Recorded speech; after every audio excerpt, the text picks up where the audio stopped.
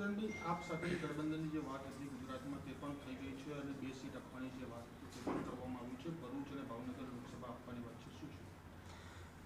બિલકુલ જે રીતે દેશમાં ભાજપે એવું કહ્યું હતું 2014માં કે 2 કરોડ રોજગાર દર વર્ષે આપવામાં આવશે. पेट्रोल बहुत हुई पेट्रोल डीजल की मार, अब की बार ... કાળો ધન પાછો લાવવામાં આવશે.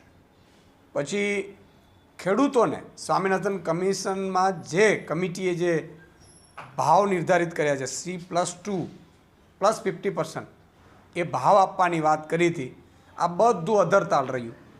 19માં મેનિફેસ્ટોમાં પાછું છે એનું, પણ કાંઈ કર્યું નહીં. આંદોલન કરવા દેતા ખેડૂતોને. તમે ચંદીગઢમાં જોયું હશે કે ચંદીગઢમાં કઈ રીતે લોકતંત્રની સરેઆમ કતલેઆમ કરવા જઈ રહ્યા છે ભાજપવાળા. સુપ્રીમ કોર્ટમાં હતો, સુપ્રીમ કોર્ટના કારણે એ બચી ગયું લોકતંત્ર. એટલે અત્યારે દેશમાં લોકશાહી અને લોકતંત્ર બચાવવું, આઝાદી બચાવવી ખૂબ જરૂરી છે.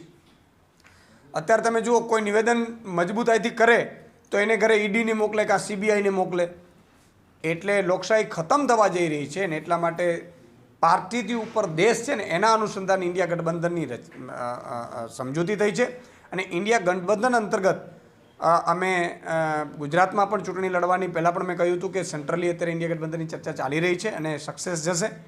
અત્યારે જે રીતે સારા સમાચાર આવી રહ્યા છે, હજી સત્તાવાર જાહેરાત નથી થઈ, પરંતુ જે રીતે સત્તાવાર જાહેરાત લાગે પહેલાં ઇન્ડિયા ગઠબંધન દિલ્હીમાં અને ગુજરાતમાં થવા જઈ રહ્યું છે એનો આનંદ છે.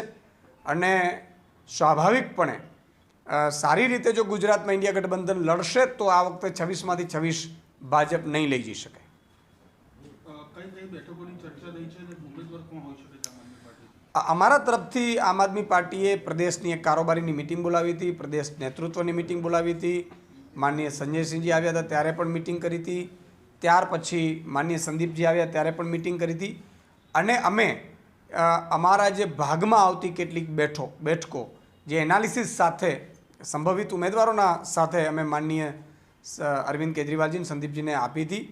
અને એના અનુસંધાને અત્યારે 2 બેઠક જે આપ સૌ જાણો છો કે ભરૂચ અને ભાવનગર જાહેર થઈ ચૂકી છે ઇન્ડિયા ગઠબંધન અંતર્ગત આમ આદમી પાર્ટી તરફથી. અને મને પૂરો વિશ્વાસ છે કે કોંગ્રેસ પણ આ સ્વીકારશે. અને હજુ પણ કેટલીક બેઠકો ઉપર અમને આશા છે કે સારા સમાચાર મળી શકે એમ છે. આમ આદમી પાર્ટી પહેલેથી ઉમેદવારોના નામની જાહેરાત કરતી હોય છે. વિધાનસભામાં પણ નોટિફિકેશન હતું પણ ત્યારે જાહેરાત થઈ હતી, તો લોકસભા માટે પણ ઉમેદવારોના સંભવિત નામ ખરીદવું? બિલકુલ, કારણ કે અમે હંમેશા લડવામાં માનીએ છીએ, મજબૂતાઈથી લડવું. હાર જીત તો પછીની વાત છે. આપણે જોયું હશે કે 2022માં આમ આદમી પાર્ટી લડી તો એમ લાગતું હતું કે સરકાર બનવા જઈ રહી છે. બરાબર છે. સ્વાભાવિક છે કે કેટલાક લોકોએ શરૂઆતના તબક્કામાં ત્રીજી પાર્ટી હોવાના કારણે વિશ્વાસ ન કર્યો. અને એટલા માટે અમે અહીંયા પણ અત્યારથી અમારા ઉમેદવારો કામે લાગી જાય એટલા માટે 2 જાહેરાતો કરી ચૂક્યા છીએ. અને હવે આજે થોડા સમયમાં ઇન્ડિયા ગઠબંધનની ફાઇનલાઇઝ સીટો થશે એટલે અમે બીજા ઉમેદવારોની પણ જાહેરાતો કરીશું. दर्शक मित्रों, अभी तक आपने पिठोरा समाचार यूट्यूब चैनल सब्सक्राइब नहीं की है तो कृपया सब्सक्राइब करें ताकि देश व दुनिया की हर खबर आपको मिलती रहे. धन्यवाद.